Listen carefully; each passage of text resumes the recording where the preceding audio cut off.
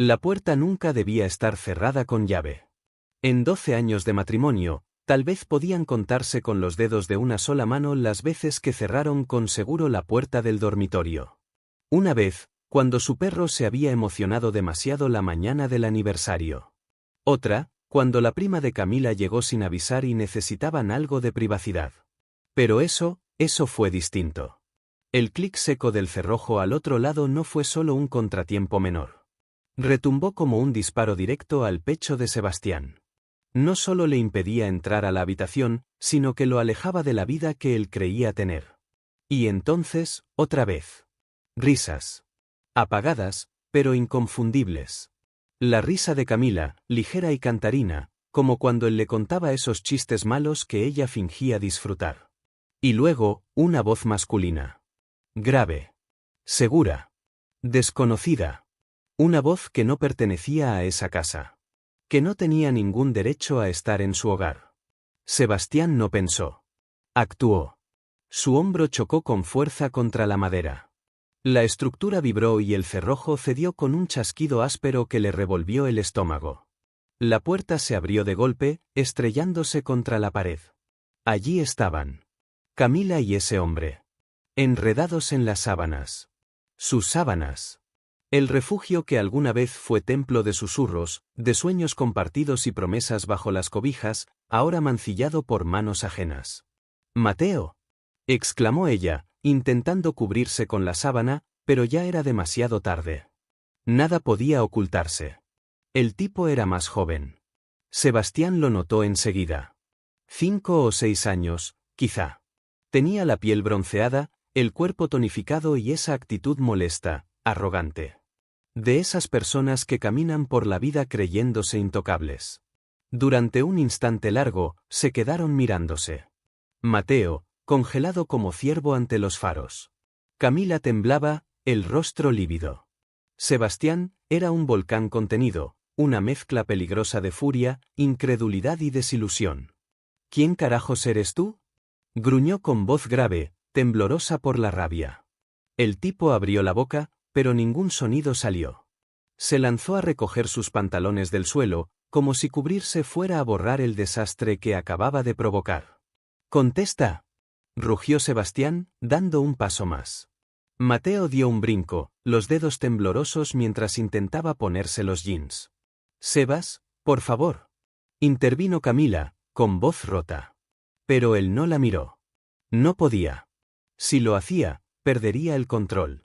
«Tú no hables», escupió con furia, dirigiendo una mirada que podría quebrar el acero. «No ahora». El intruso finalmente logró hablar. «Mira, hermano, yo no sabía». «¿No sabías qué?», interrumpió Sebastián, avanzando otro paso. «No sabía que ella estaba casada. No sabía que esta era tu casa. No sabías que estabas acostándote en mi cama», sentenció Sebastián con voz baja. El silencio del otro lo dijo todo. Sabía. Siempre lo supo. Simplemente no le importó. No lo golpeó. Al menos, no como quería hacerlo. Los puños le dolían de estar tan tensos. Todo su cuerpo vibraba por el esfuerzo de contenerse. Pero no pensaba regalarle la satisfacción de verlo perder el control. «Lárgate», espetó con voz helada. Mateo dudó un segundo, buscando con la mirada a Camila, que sollozaba en silencio. «Largue», bramó Sebastián. Eso fue suficiente. El otro recogió sus cosas a toda prisa, tropezando con los zapatos, la dignidad hecha pedazos, y se fue casi corriendo por el pasillo. El portazo de la puerta principal resonó como un disparo. Por unos segundos eternos, la casa quedó en silencio. Solo los sollozos de Camila rompían la quietud. Sebastián se giró lentamente hacia ella. Cuando al fin la miró, no vio a su esposa. Vio a una completa desconocida. «Sebastián», susurró ella, pero él alzó una mano. «No digas nada», dijo con voz seca. «Por favor, no ahora». Camila bajó la mirada, sujetando la sábana con más fuerza. «Fue un error», murmuró. «No significó nada». Sebastián soltó una carcajada seca. Vacía. Fría. ¿Nada?, repitió. «Trajiste a otro hombre a nuestra cama». ¿Y quieres que crea que no significó nada? Ella intentó acercarse, pero él dio un paso atrás. El espacio entre ellos era un abismo. No quiero escucharlo. No puedo. Y sin más, salió de la habitación. La puerta colgaba torcida. Una metáfora perfecta de lo que quedaba de su vida. No durmió. No podía. En su cabeza, el huracán de pensamientos no cesaba. Ira. Asco. Traición. Cada vez que cerraba los ojos, las imágenes volvían.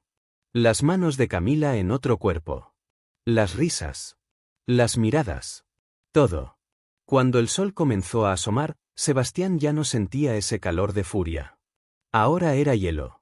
Un veneno lento. No pensaba dejar que eso lo destruyera. No. Ellos serían los destruidos. Camila pensaba que él iba a perdonarla. Lo intuía en la forma en que lo rodeaba con cuidado esa mañana, con los ojos hinchados por el llanto. Pero no habría perdón. No esta vez. Sebastián empezó por lo sencillo. Siempre fue él quien manejó las cuentas y el dinero. Camila nunca se interesó demasiado, y eso jugaba ahora a su favor. Durante años, había mantenido una cuenta separada. Y esa mañana, transfirió todos los ahorros conjuntos a ese lugar seguro. Ella no recibiría ni un centavo. No pasó mucho tiempo antes de que Mateo presentara oficialmente la demanda de divorcio. Había reunido cada prueba posible, fotografías impresas, capturas de pantalla de conversaciones y hasta una copia del vídeo de la cámara de seguridad junto a la puerta principal, donde se veía claramente a Alejandro entrando como si la casa fuera suya. Su abogado, un hombre de mediana edad con expresión imperturbable, lo tranquilizó con firmeza. Con esto, no hay vuelta atrás. Es un caso sólido. Nadie puede defender. Pero Mateo no buscaba únicamente cerrar un capítulo. No. Él quería que se investigó. El gimnasio donde Alejandro trabajaba como entrenador personal apareció con una simple búsqueda en redes sociales. El perfil del tipo estaba repleto de frases motivacionales, selfies frente al espejo y fotos mostrando su torso desnudo, como si no existiera otra manera de validarse. Mateo recopiló todo, imágenes de Alejandro saliendo de su casa, capturas de los mensajes que había intercambiado con Camila, fragmentos de vídeo, y envió el paquete completo al gerente del gimnasio. La respuesta no tardó. En cuestión de días, Alejandro perdió su empleo. Su reputación se fue por la borda y su lista de clientes desapareció como arena entre los dedos. Pero Mateo no había terminado. Camila jamás imaginó lo que se avecinaba. Confundió el silencio de Mateo con duda, con la esperanza de que él aún contemplara perdonarla. Creía que aún existía una posibilidad de redención. Estaba equivocada. Cuando recibió los documentos del divorcio, se desplomó. Lloró. Suplicó. Prometió enmendar todo, hacer lo que fuera necesario. Pero las palabras ya no significaban nada. No es solo que me hayas engañado, le dijo Mateo con la voz hueca. Te reíste de mí en nuestra cama. Traicionaste todo lo que habíamos construido. Eso no tiene perdón. Cuando todo se calmó, Camila quedó con las manos vacías. La casa era propiedad de Mateo, heredada de su familia años atrás. Las cuentas bancarias estaban vacías. Él ya había transferido todo. Ni un centavo quedó a su alcance. Y sus amistades, esas con las que compartía cafés y chismes, comenzaron a desaparecer cuando la verdad salió a la luz. Los meses siguientes fueron una etapa de reconstrucción para Mateo. Asistió a terapia. Volvió a conectarse con viejos amigos. Redescubrió pasatiempos olvidados, leer novelas policíacas, correr por la playa al atardecer, escuchar salsa los domingos. Cada día era un paso más hacia su sanación. La venganza le trajo cierta paz, sí, pero no era el fin. Era el comienzo de una nueva versión de sí mismo. Mateo aprendió a reconocerse, a valorarse, a entender que el amor propio no es negociable. Camila y Alejandro se convirtieron en advertencias. Recordatorios de que quien traiciona a quien le da todo, lo pierde todo. La casa quedó en silencio. Más silenciosa que nunca. Tras recibir los papeles, Camila se marchó al día siguiente. Solo se llevó lo que pudo cargar. El resto quedó, marcos vacíos, ropa olvidada, y recuerdos empolvados. Mateo caminaba por los cuartos vacíos, viendo los huecos en la pared donde colgaban cuadros, las manchas en la alfombra, los tonos de pintura que alguna vez eligieron juntos un verano caluroso. Todo tenía historia. Pero toda historia tenía un final. Mateo decidió tomar acción. Pintó las paredes de tonos nuevos. Quitó todo rastro de Camila. Reemplazó las fotos por arte que sí representaba su identidad. Cambió las cortinas, los muebles. Hasta el colchón fue sustituido. Cada cambio era un símbolo de renacimiento. Derrumbar la carrera de Alejandro fue la parte fácil. Pero lo verdaderamente destructivo fue cuando todo su mundo empezó a colapsar. Para él, el gimnasio no era solo trabajo. Era identidad, prestigio, adulación. Y cuando estalló el escándalo, no hubo piedad. Los clientes desaparecieron. Las menciones en redes se esfumaron. Los colegas empezaron a hablar. Y Alejandro se convirtió en un fantasma. Mateo lo observaba desde la distancia. No por obsesión, sino por asegurarse de que sintiera cada consecuencia. El perfil de Alejandro en redes fue perdiendo brillo. Primero las publicaciones se volvieron esporádicas. Luego, desaparecieron. Los amigos dejaron de etiquetarlo. Y el aura de confianza que alguna vez lo rodeaba, se evaporó. Un día, Mateo recibió un mensaje inesperado. Era de Valeria, la exnovia de Alejandro. Le agradecía. No por haber destruido la imagen de Alejandro, sino por haberle abierto los ojos. Confesó que Alejandro la había manipulado durante años, haciéndola sentir culpable de todo. Ahora, entendía que no era ella el problema. Para Mateo, esas palabras fueron más valiosas que cualquier castigo. Saber que la verdad también había liberado a alguien más, le dio verdadera paz. Camila tampoco lograba sobrellevar el peso de sus decisiones. En las semanas siguientes, dejó múltiples mensajes de voz. Llorando, suplicando, gritando. «Estás siendo cruel, Mateo», decía entre sollozos. «Me estás castigando demasiado». Pero él no respondía. No había nada que agregar. Lo que una vez fue amor, ahora solo era eco. Y así, el hombre que ella pensó que siempre estaría ahí, ya no existía. Ambos cometimos errores, Mateo. ¿No crees que ya he pagado suficiente?, le dijo Camila con voz temblorosa. La audacia de su pregunta casi lo hizo reír. ¿Pagado suficiente? Ella no tenía ni idea de lo que significaba sufrir.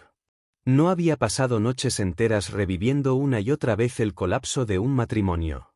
No había entrado en una habitación, esperando encontrar consuelo, solo para descubrir el eco vacío de una vida compartida.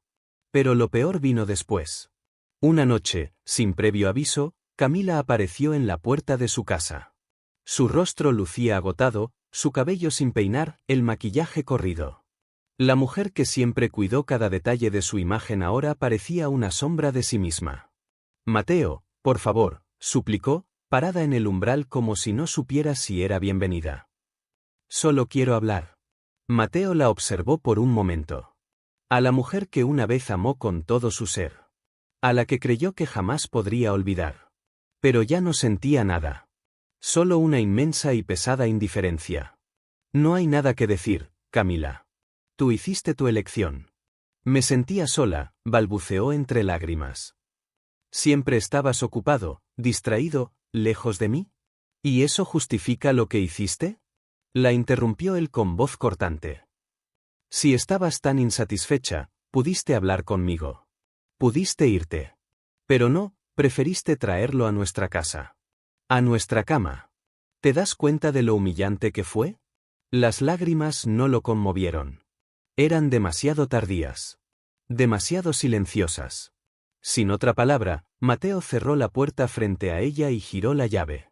Ese sonido fue el clavo final en el ataúd de lo que alguna vez fueron. La venganza le había dado alivio. Pero no era suficiente para sanar del todo. Mateo ya no compartía techo con nadie, pero el hogar se sentía hueco. Como un cascarón bonito pero sin alma. Fue entonces cuando decidió buscar ayuda profesional. No para perdonar a Camila ni a Alejandro, sino para perdonarse a sí mismo. Por no haber visto las señales.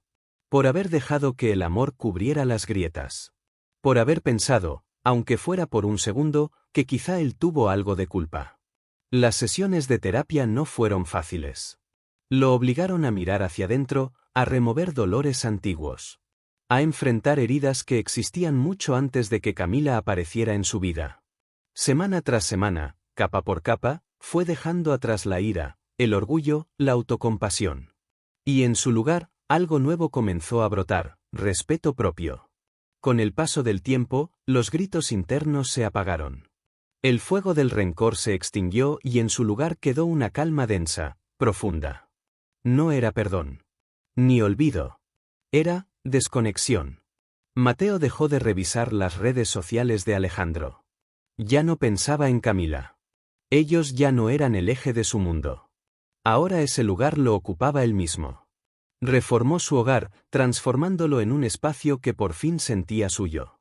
Pintó nuevas paredes, decoró con gusto, tiró el colchón viejo y compró uno nuevo. Comenzó a retomar sus antiguas pasiones, la pintura, las caminatas por los cerros, las tardes con la guitarra. Cosas que había olvidado mientras intentaba sostener una relación que ya estaba rota. Se reencontró con amistades que creía perdidas. Gente que lo recibió con los brazos abiertos, sin reproches, sin preguntas. Solo con una calidez sincera. Ese apoyo, inesperado y tan necesario, fue el verdadero bálsamo para su alma.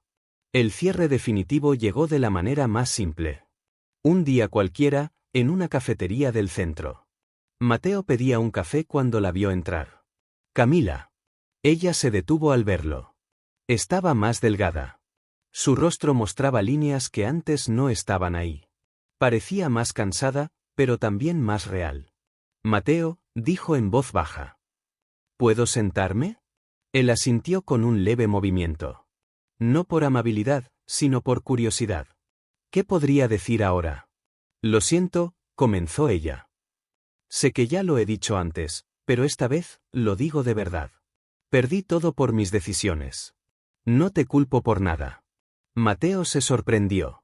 Por primera vez, sus palabras sonaban auténticas. Pero eso ya no cambiaba nada. Lo valoro, respondió con tono neutro. Pero ya no importa. Estoy avanzando. Camila asintió, conteniendo las lágrimas. Espero que encuentres tu felicidad, Mateo. Ya la encontré, dijo él con serenidad. Ella se levantó y se marchó.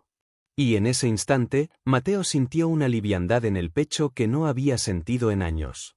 Por primera vez desde aquella noche devastadora, se sintió libre. La vida no volvió a ser la misma. Fue mejor. El engaño que en su momento lo destrozó, hoy era solo una cicatriz. Un recuerdo lejano. Una advertencia grabada en su historia. Pero también una prueba superada. Mateo había caído. Había sido traicionado. Había llorado, gritado, destruido. Pero también había sanado, reconstruido y renacido. Y mientras se sentaba en el porche de su renovado hogar, viendo el sol hundirse detrás de los cerros, lo entendió todo con claridad. La mejor venganza no era destruir la vida de Camila ni de Alejandro. La mejor venganza era construir la suya. Y hacerla valer la pena. Suscríbete. Me gusta. Comenta.